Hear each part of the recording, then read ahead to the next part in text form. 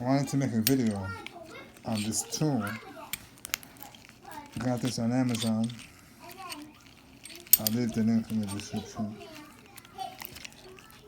I got this to fix my kids' monster trucks.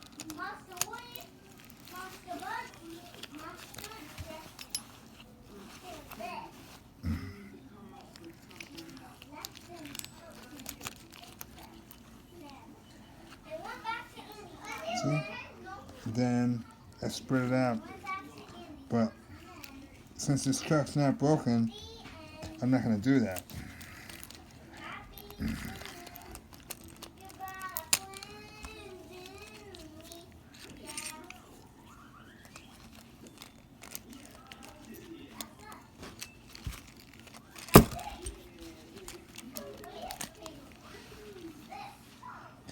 Then you spread it out.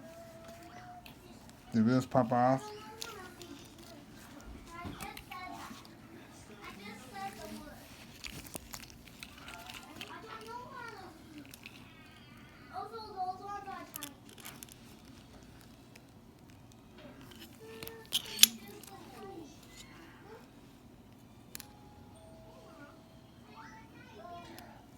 Now you have an idea of the dimensions.